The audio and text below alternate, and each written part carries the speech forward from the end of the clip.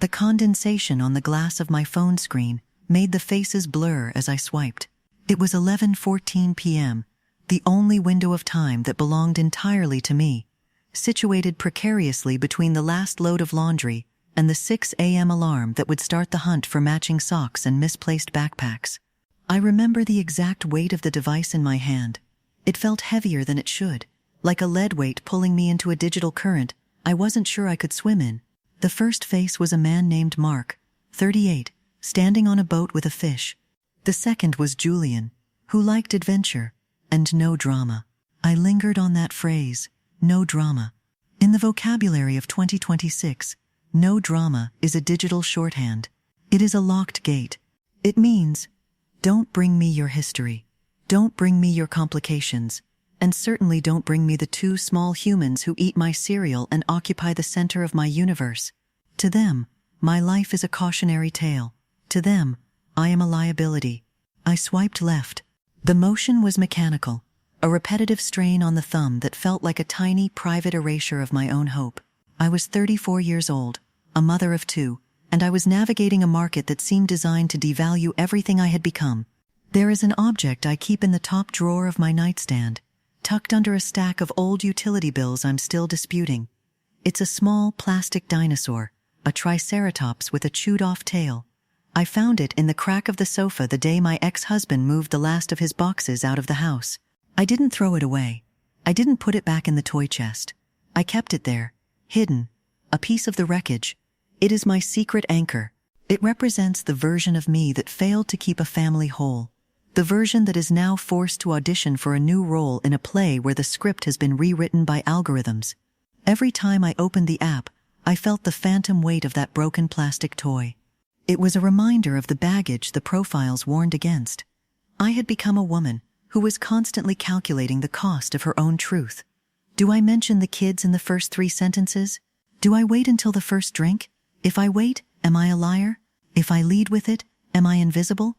The air in the bedroom felt thin, filtered through the hum of the white noise machine in the kids' room next door. I could hear the rhythmic, heavy breathing of my 6-year-old through the wall. That sound is what I am trying to protect. Their peace is a fragile glass-walled garden, and I am the only sentry. Seeking a partner felt like trying to find a way to let a stranger into that garden without them trampling the lilies. But the digital market doesn't value gardens. It values storefronts. I matched with a man named David. His profile was sparse, but his smile looked tired in a way that felt familiar.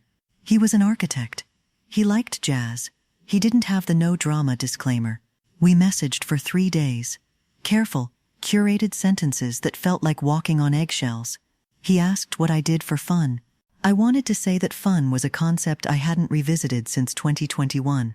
That my life was a series of tactical maneuvers involving school lunches and dental appointments. Instead, I said I liked hiking and local bookstores. It was a lie by omission. I was already hiding the reality of my exhaustion. I couldn't yet admit that I wasn't looking for a partner in crime or an adventure buddy. I was looking for someone who wouldn't look at my children as obstacles to be cleared. I was looking for someone to help me carry the weight.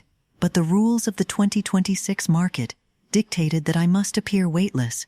To show the load is to lose the game.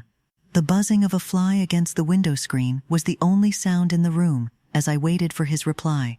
The silence of the house at midnight is a specific kind of pressure. It's when the what-ifs start to pulse. What if I am never more than a single mom in the eyes of the world? What if the best parts of my heart are already spoken for, leaving only the scraps for a man who wants a woman with a clean slate? We agreed to meet at a bar downtown. I spent 40 minutes trying to cover the dark circles under my eyes with concealer that promised full coverage, but felt like heavy clay. I looked in the mirror and saw a woman trying to masquerade as someone who hadn't been awake since 5 a.m. I felt like a counterfeit version of myself. The bar was loud, a frantic energy of people trying to prove their worth through eye contact and expensive cocktails. David was already there. He looked like his photos, which was a relief, but there was a stiffness in his shoulders. We ordered drinks. The condensation on the cold glass felt like a shock against my palm, grounding me in the discomfort of the moment. For the first 20 minutes, we talked about work. We talked about the city. Then, the inevitable question came, the one that always feels like a trapdoor. So, do you have a family? I felt the triceratops in my nightstand drawer vibrate in my mind. I told him I had a son and a daughter. I watched his eyes. There is a specific micro-expression that happens in that moment, a quick flickering, a mental recalibration of the cost-benefit analysis. It's the sound of a door being softly latched. He smiled, but it didn't reach his eyes. "That's great," he said. "Must be a lot of work." The word work hung between us like a physical barrier. He didn't ask their names. He didn't ask how old they were. He shifted the conversation back to his recent trip to Portugal. I realized then that to him, my motherhood was a logistical hurdle, a scheduling conflict that he wasn't sure he wanted to navigate. I was being assessed, not for who I was, but for the encumbrances I carried. I stayed silent about the reality of my life for the rest of the date. I didn't talk about the flu that had swept through the house the week before, or the way my daughter still asks why Dad doesn't live here anymore. I played the part of the baggage-free woman. The practical consequence of staying silent was a second date. The emotional consequence was a feeling of profound betrayal of my own children. By hiding them, I was agreeing with the market that they were something to be ashamed of. I drove home in the dark, the city lights blurring through a windshield that needed cleaning. When I walked through the door, the smell of the house hit me: stale milk, laundry detergent, and the faint sweet scent of children's shampoo. It was the smell of my real life. It was a beautiful, chaotic, exhausting reality, and yet I had just spent 2 hours pretending it didn't exist. The trap of the modern market is the illusion of infinite choice. We are told there is always someone better, someone simpler, someone who comes without a history. This creates a culture of disposal. If a woman has kids, she is complicated. If she is tired, she is low energy. If she is guarded, she is damaged. We are treated like products with expiration dates and manufacturing defects. I sat on the edge of my bed and opened the nightstand drawer. I took out the plastic dinosaur. The chewed-off tail felt rough against my thumb. This toy was a piece of a life that had ended, but it was also a piece of the life I was currently building. Why was I letting an app tell me that this was a liability?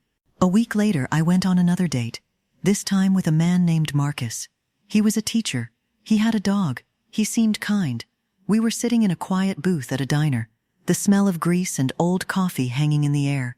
The fluorescent light overhead flickered rhythmically, a tiny, annoying pulse. I decided to stop playing the game. When he asked about my life, I didn't give the curated version. I told him about the morning madness, the school runs, the way my son cries when he loses his favorite blanket, and the way I often fall asleep while reading them bedtime stories. I told him that my time was a limited resource, and that my heart was already heavily invested. I waited for the latch to click. I waited for the shift in his eyes. Instead, he reached out and touched the back of my hand. "That sounds like a lot to carry on your own," he said. "You must be incredibly strong." It wasn't a romantic declaration. It was just an acknowledgement of fact. But in the context of the 2026 dating market, it felt like a revolution. For a moment, the pressure eased. I didn't feel like a liability. I felt like a person. But the relief was short-lived. Marcus and I saw each other for 3 weeks. On the 4th week, he stopped texting. No explanation. No, this isn't working. Just silence. The ghosting phenomenon is the ultimate expression of the digital meat market. The ability to disappear, because a human being has been reduced to a profile that can be deleted. I was left with the silence of my kitchen at midnight, staring at a phone that refused to buzz. The practical consequence of speaking up, of being honest about the work of my life, was that I was deemed too high maintenance for a casual observer. The market had corrected itself. It had filtered me out. I went back to the app. Swiping felt different now. It felt like a form of self-harm.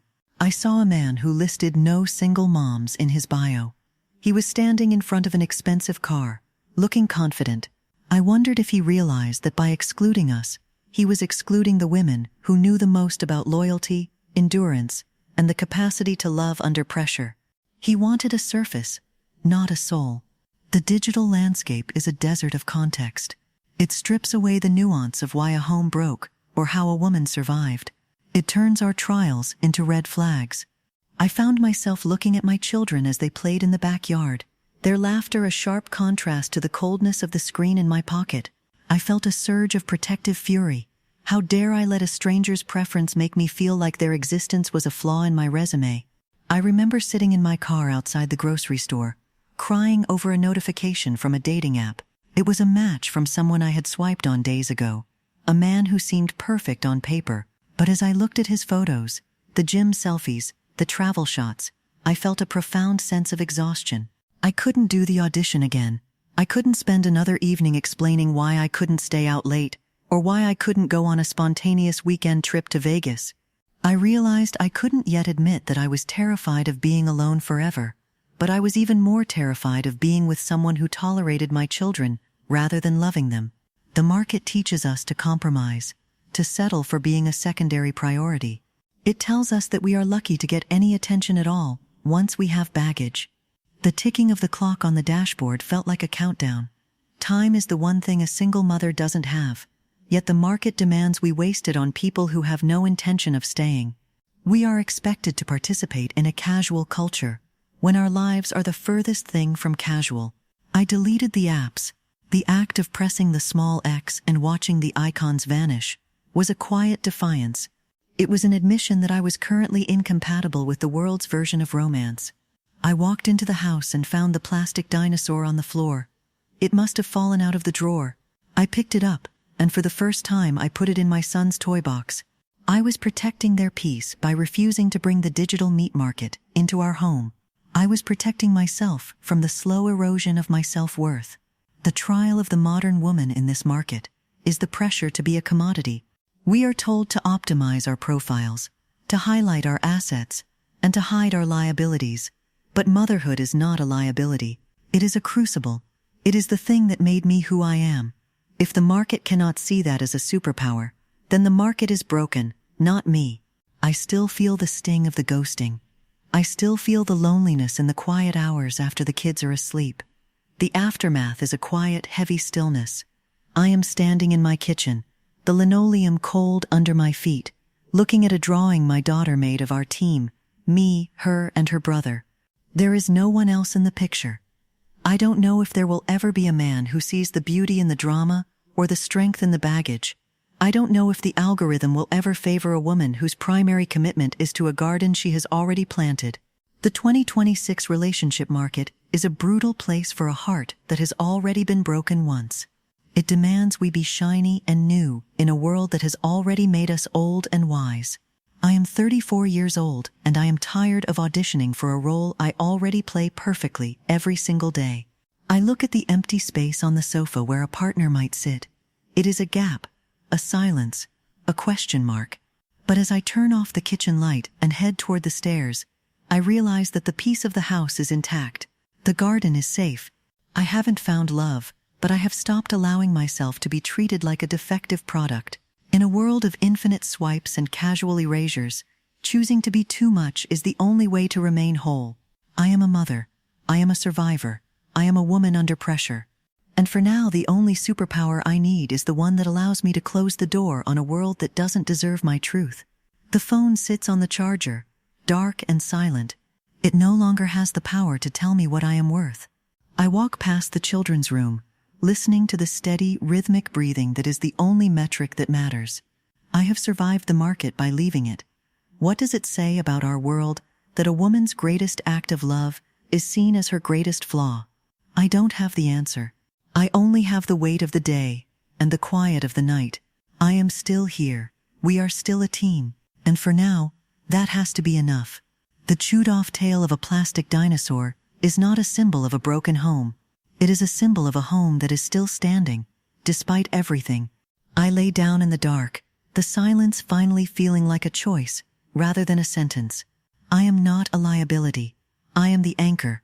And if the market can't handle the weight, then I will carry it myself, as I always have.